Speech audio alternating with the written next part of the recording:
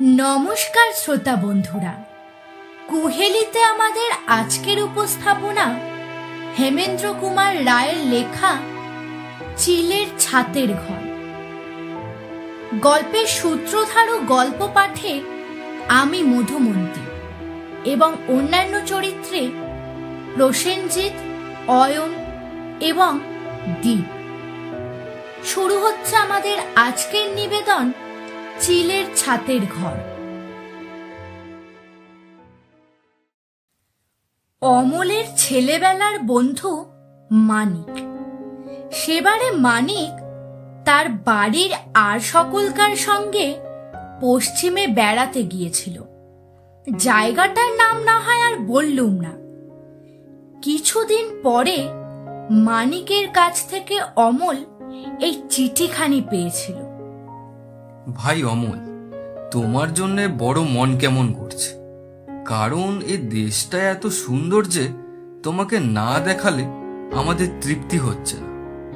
যে বাড়িতে আছি সেখানেও চমৎকার। একদিকে ধুধু মাঠ, দুদিকে নিবিড় বনের রেখা এবং আর একদিকে পাহাড়ের পর পাহাড়, ও তাদের কোল দিয়ে নাচতে নাচতে বয়ে যাচ্ছে একটি রূপালী নদী। তুমি আজকেই মোট ঘাট বেঁধে নিয়ে রওনা হও। আমাদের চিলের ছাতের ঘর থেকে চারিদিকের দৃশ্য খুব স্পষ্ট দেখা যায়। তুমি কবি বলে মা তোমার জন্য এই ঘরখানি রিজার্ভ করে রেখেছেন। আসতে দেরি হলে জরিমানা দিতে হবে। এখানকার খবর সব ভালো। ইতি, তোমার মানিক। মানিকের মা অমলকে খুব কমপ্লিমেন্ট দিয়েছেন। অমল নাকি কবি। বাংলাদেশে কবিতা লিখলেই কবি হওয়া যায় কিনা, সুতরাং এত বড় একটা উপাধি লাভের পরেও মানিকের আমন্ত্রণ রক্ষা না করলে খুবই একটা অকৃতজ্ঞতার কাজ করা হবে। অতএব অমল মোটঘাট বাঁধতে শুরু করল। অমল মানিকের বাড়িতে এসে উঠেছে। বাড়িখানি পুরানো হলেও প্রাসাদের মতো প্রকাণ্ড এবং দেখতেও পরম সুন্দর। চারিদিকে উঁচু পাঁচিল দিয়ে ঘেরা মস্ত এক বাগানের ভিতরে দাঁড়িয়ে সেই উঁচু বাড়িখানা প্রত্যেক পথিকেরই দৃষ্টি আকর্ষণ করে। এদিকে ওদিকে কৌতূহলী দৃষ্টি নিক্ষেপ করতে করতে প্রথম যখন মানিকের সঙ্গে বাগানের পথ দিয়ে অমল বাড়ির দিকে অগ্রসর হলো, হঠাৎ একদিকে তার চোখ পড়ল। বিলাতি পাম গাছ দিয়ে ঘেরা এক টুকরো জমির ভেতরে ছোট্ট একটা স্মৃতিস্তম্ভের মতো কি দাঁড়িয়ে আছে। অমল জিজ্ঞাসা করল, ওটা কি মানিক? মানিক বললে, কবর। কবর? হ্যাঁ, এ বাড়িখানা আগে এক সাহেবের ছিল। তার মেম মারা গেলে তাকে এখানেই কবর দেওয়া হয়। এমন সময় মানিকের কুকুর লিলি মনিবের সাড়া পেয়ে সেইখানে এসে হাজির হল। তারপরেই রেগে গড়গড় করতে লাগল। অমল দেখল সে কবরের দিকে তাকিয়ে গর্জন করছে, কিন্তু অমল কবরের দিকে তাকিয়ে কিছুই দেখতে পেল না। অমল বলল, মানিক, তোমার কুকুর কি দেখে খেপে গেল? মানিক বললে, জানি না, লিলি ওই কবরটাকে দেখলেই খেপে যায়, যেন সে হাওয়ার সঙ্গে লড়াই করতে চায়। অমল বলল, না মানিক, ও তো লড়াই করতে চায় বলে মনে হচ্ছে না। ওকে দেখলে মনে হয় ও যেন মহা ভয়ে পাগল হয়ে গেছে। মানিক হেসে বললে, যাতে আর নামে বিলিতি হলেও লিলি আমাদের কাছে এসে হিন্দু ধর্ম অবলম্বন করেছে। হিন্দুর বাড়িতে খ্রিস্টানের কবর ও বোধহয় পছন্দ করে না। কিন্তু ও কথা এখন থাক, চলো তোমাকে তোমার ঘরে নিয়ে যাই। দুজনেই বাড়ির ভিতরে ঢুকল। যেমন প্রকাণ্ড বাড়ি তেমনি মস্ত মস্ত ঘর। সেসব ঘরের অবস্থা এখন ভালো নয়। কোথাও চুন বালি খসে পড়েছে, কোথাও মেঝে ছেঁদা করে ইঁদুরেরা বড় বড় গর্ত বানিয়েছে, কোথাও কড়িকাঠ থেকে বাদুড়েরা দলে দলে ঝুলছে। মানিক বললে, এ বাড়িখানা অনেকদিন খালি পড়েছিল। এই মেরুয়াদের দেশে কুসংস্কার বড় বেশি। বোধহয় ওই কবরের ভয় এ বাড়িখানা এতদিন কেউ ভাড়া নিতে চায়নি। অমল বলল, বসত বাড়িতে আমিও কবর টবর পছন্দ করি না। জীবন আর মৃত্যুর কথা একসঙ্গে মনে পড়লে বেঁচে সুখ পাওয়া যায় না। মানিক বললে, আমরা কিন্তু আজ 3 হপ্তাহ ধরে এখানে খুব সুখে বাস করছি। ও কবর ফুঁড়ে উঠে কোনোদিনও কোনো মেম পত্নী আমাদের সঙ্গে গল্প করতে আসেনি। নাও, এখন ওপরে উঠে তোমার ঘর দেখবে চলো। চওড়া এক কাঠের সিঁড়ি দিয়ে তারা উপরে উঠতে লাগলো। এক সময় এই সিঁড়ি যে দেখতে খুব চমৎকার ছিল, এখনো তা বেশ বোঝা যায়। কিন্তু আজ এই সিঁড়ি এমন জীর্ণ হয়ে গেছে যে তাদের পায়ের চাপের যন্ত্রণায় যেন আর্তনাদ করতে লাগলো। চিলের ছাতের ঘর বলতে আমরা যা বুঝি, এখানে সেরকম নয়। এ ঘরখানা নতুন ধরনের। এ শ্রেণীর ঘর প্রায় খুব ছোট হয়, কিন্তু এ ঘরখানা বেশ বড়সড়।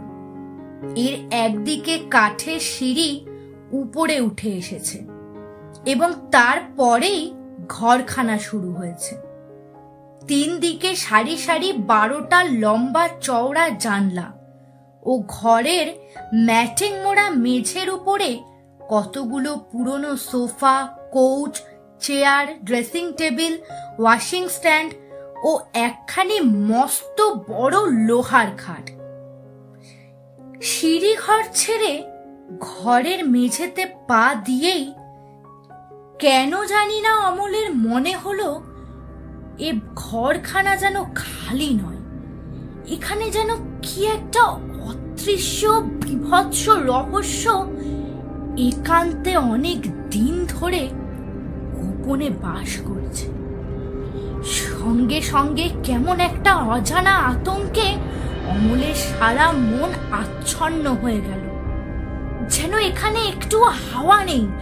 অমলের দম বন্ধ হয়ে আসতে লাগলো। তাড়াতাড়ি অমল বলে উঠল, মানিক, ঘরের জানলা দরজাগুলো বন্ধ করে রেখেছো কেন? খুলে দাও, খুলে দাও। মানিক অমলের কথা মতো কাজ করলে। বাহির থেকে খোলা আলো আর হাওয়া ঘরের ভিতর ছুটে এলো শিশুর মতো সকৌতকে। সঙ্গে সঙ্গে অমলের মনের সকল গ্লানি কেটে গেল। একটা জানলার সামনে গিয়ে দাঁড়াতেই অমলের চোখের উপরে ভেসে উঠল অপূর্ব চিত্রপট। প্রথমেই দেখল পাহাড়ের পর পাহাড়ের শিখর ক্রমে উঁচু হয়ে আলো মাখা নীলাকাশের দিকে উঠে গেছে। যেন ভগবানের পূজার থালার মধ্যে নৈবেদ্যের সার সাজানো রয়েছে। তার সামনে দিয়ে বয়ে যাচ্ছে এক গান পাগলিনী নৃত্যশীলা নদী। সেই কালো পাহাড় মালার তলার রৌদ্রদীপ্ত নদীটিকে দেখে মনে হচ্ছে অচপল কাজল মেঘের তলায় চঞ্চল বিদ্যুতের একটি চকচকে রেখা। তারপরে অমল আবিষ্কার করলো তার জন্য নির্দিষ্ট এই ঘরের তলাতেই রয়েছে সেই কবরটা। মনটা তার খুঁতখুত করতে লাগলো। ফিরে বলল, দেখো মানিক, এমন সুন্দর জায়গায় যে সাহেবটি বাড়ি তৈরি করেছেন নিশ্চয় কবি ছিলেন, কিন্তু কবির চোখ পেয়েও এমন মনোরম স্থানে তিনি নিজের স্ত্রীর দেহকে গড় দিলেন কেন? সেটা কিছুতেই আমার মাথায় ঢুকছে না। মানিক বললে, এখানকার লোকেদের মুখে গাঁজাখুরি গল্প শুনেছি। মারা গেলে পর মেমের দেহকে নাকি প্রথমেই গোরস্থানে নিয়ে গিয়ে গোড় দেওয়া হয়, কিন্তু তার পরদিনই দেখা যায় মরা শুদ্ধ কফিনটা কবরের পাশে মাটির ওপরে পড়ে রয়েছে।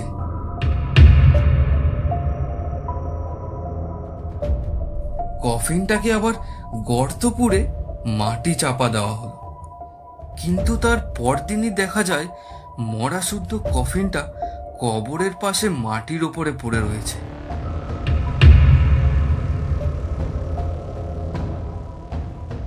কফিনটাকে আবার গর্তে পুড়ে মাটি চাপা দেওয়া হলো, কিন্তু পরদিন সকালে আবার সেই দৃশ্য। উপরি উপরি 3 বার এই দৃশ্যের অভিনয় হবার পর গোরস্থানে পাদরি বললেন, এই পাপের দেহ গোরস্থান ধারণ করতে রাজি নয়, একে অন্য কোথাও নিয়ে যাওয়া হোক। তখন সকলে বাধ্য হই দেহটাকে এই বাড়ির ভেতরে এনে গোড় দিলে।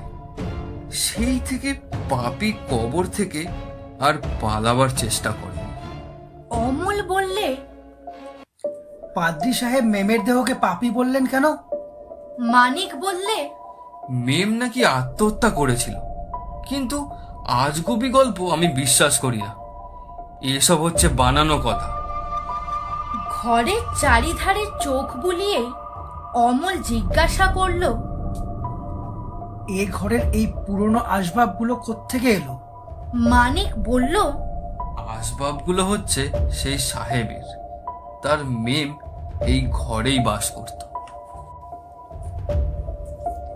স্ত্রীর মৃত্যুর পর তিনি আসবাবগুলো যেমন ছিল তেমন ভাবেই রেখে দিয়েছেন।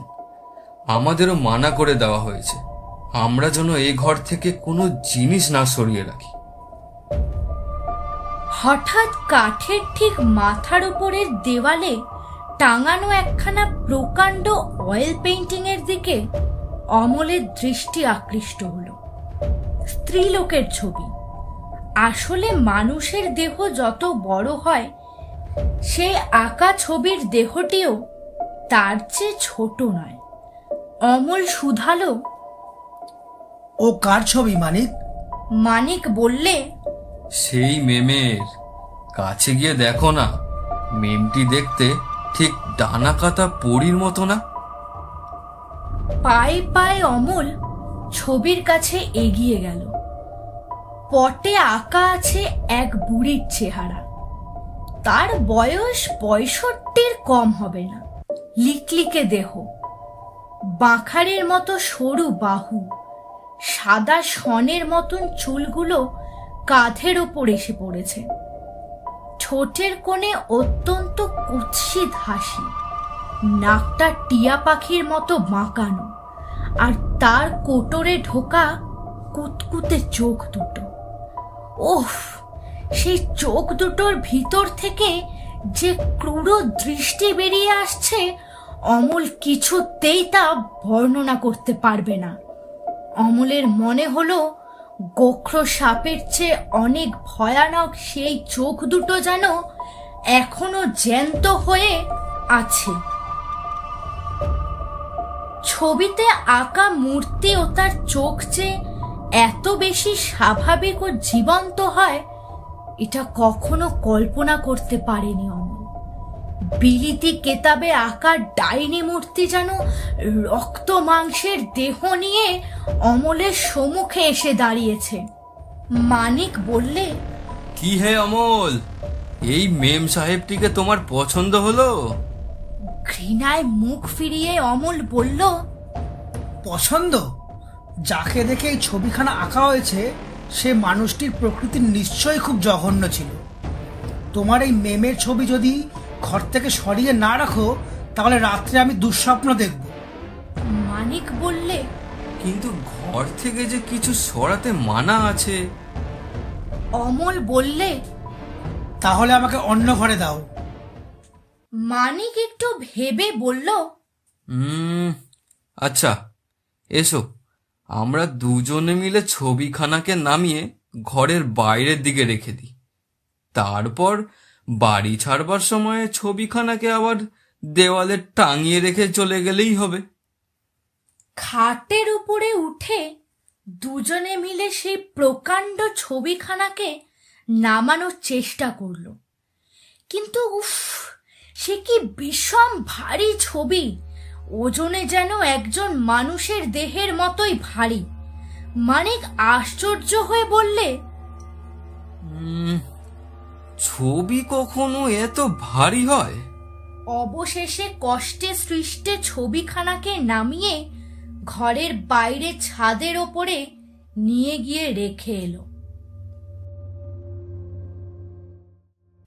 মানিক হঠাৎ হাঁপাতে হাঁপাতে চমকে উঠে বললে, ও কি অমল, তুমি হাত কাটলে কেমন করে? তোমার হাতে এত রক্ত কেন? তাড়াতাড়ি অমল হাত তুলে দেখে, সত্যি তো, তার দুখানা হাতই যেন রক্তে রাঙা হয়ে উঠেছে। তারপরে মানিকের দুই হাতের দিকে তাকিয়ে অমলও বলে উঠল, মানিক, মানিক, তোমার হাতেও যে রক্ত। মানিক নিজের হাতের দিকে হতবম্ভীর মতো তাকিয়ে বললে, হ্যাঁ, তাই তো, কখন যে হাত কেটেছে আমি তো কিছুই টের পাইনি। দুজনে তখনই ছুটে গিয়ে হাত ধুয়ে ফেলল। তারপর আপন আপন হাতের দিকে তাকিয়ে ওরা একেবারে অবাক হয়ে গেল। তাদের কারোর হাতে কোথাও এতটুকু আঁচড়ের দাগ পর্যন্ত নেই। তবে এ কিসের রক্ত? এ কি রহস্য? সে রাত্রে চাঁদের আলো এসে বাইরের অন্ধকারের সমস্ত ময়লা ধুয়ে দিয়েছিল এবং দূরের নদী পাহাড় বনকে দেখাচ্ছিল ঠিক পরিস্থানের স্বপ্নময় দৃশ্যের মতো। সেই দিকে মোহিত চোখে তাকিয়ে তাকিয়ে কখন যে অমল ঘুমিয়ে পড়েছিল কিছুই বুঝতে পারল না। আচম্বিতে অমলের ঘুম ভেঙে গেল। কি জন্যে ঘুম ভাঙল সেটা বুঝতে পারল না বটে, কিন্তু এটা বেশ অনুভব করলো ঘরের ভিতরে নিশ্চয়ই কোনো একটা অস্বাভাবিক কিছু হয়েছে। ধর্মরিয়ে বিছানার উপর উঠে বসে দেখল কালো মেঘের চাদরে চাঁদের মুখ ঢাকা পড়ে গেছে। ঘরে ঘুটঘুটে অন্ধকার, সঙ্গে সঙ্গে কেমন একটা বিশ্রী দুর্গন্ধ অমলের নাকে এলো। মেডিকেল কলেজে যে ঘরে পচা মরা কাটা হয়, একবার সেই ঘরে ঢুকে অমল ঠিক সেই রকমই দুর্গন্ধ পেয়েছিল। হঠাৎ তার মাথার উপরে কে ফোঁস করে নিঃশ্বাস ফেললে। অমল স্তম্ভিত বুকে ঢিপ ঢিপ করতে লাগলো। ভাবলো মনের ভুল, হয়তো জানালা দিয়ে হাওয়ার দমক এসে তার চুলে লেগেছে। একটু সরে বসে বিছানা হাতড়ে দেশলাইয়ের বাক্সটা পেল। একটা কাঠি জেলে তাড়াতাড়ি ঘরের চারিদিকটা একবার দেখে নিল। দেশলাইয়ের কাঠি নিভে গেল, কিন্তু অমল যা দেখেছে সেটুকুই যথেষ্ট। মানিক আর অমল দুজনে মিলে যে ভারী ছবিখানাকে ধস্তাধস্তি করে নামিয়ে বাইরে রেখে এসেছিল, সেই ছবিখানা ঘরের দেওয়ালে যেখানে ছিল আবার ঠিক সেইখানেই টাঙানো রয়েছে। আড়ষ্ট হয়ে অমল দাঁড়িয়ে দাঁড়িয়ে ভাবছে কি করবে। হঠাৎ তার কাঁধের ওপর কে যেন একখানা হাত রাখলে। বরফের মতো ঠান্ডা কনকনে একখানা হাত। ভয় পাগলের মতো হয়ে গিয়ে অমল সামনের দিকে সজোরে এক ঘুষি ছুড়ল এবং পর মুহূর্তেই কে যেন সশব্দে দড়াম করে মেঝের ওপর পড়ে গেল। অমল আর অপেক্ষা করতে পারল না, তীরের মতো ছুটে ছাতের ঘরের সিঁড়ি দিয়ে নিচের দিকে নামতে লাগলো। সিঁড়ির ঠিক তলাতেই একটা লণ্ঠন হাতে করে উদ্বিগ্ন মুখে দাঁড়িয়েছিল মানিক। অমলকে দেখে শুধলো, ব্যাপার কি? তোমার ঘরে ও কিসের শব্দ হলো? অমল কাঁপতে কাঁপতে বলল, তো তোমাদের সেই ডায়েরির ছবি আবার ঘরে ফিরে এসেছে। দেখ, যত বাজে কথা। ছবির কি পা আছে? দাঁড়াও, দেখে আসি। এই বলে মানিক দ্রুত পদে ওপরে উঠে গেল। কিন্তু তারপরেই অমল শুনল মানিকের উচ্চ আর্তনাদ, এবং তারপরেই দেখল সে একসঙ্গে 3-4টে সিঁড়ি টপকে নিচে নেমে আসছে। আকুল স্বরে সে বলছে, ঘরের ভেতরে পচা মরা গন্ধ, আর ঘরের মেঝেতে উপর হয়ে পড়ে আছে একটা বুড়ির পচা আর গলা মরা দেহ। হঠাৎ অমলের নিজের গায়ের দিকে নজর পড়ল। তার কাঁধের ওপর থেকে একটা রক্তের ধারা গা বেয়ে নেমে আসছে।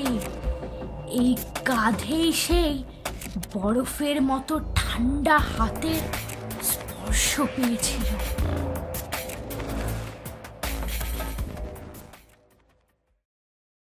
শুনছিলেন হেমেন্দ্র কুমার রায়ের লেখা চিলের ছাতের ঘর।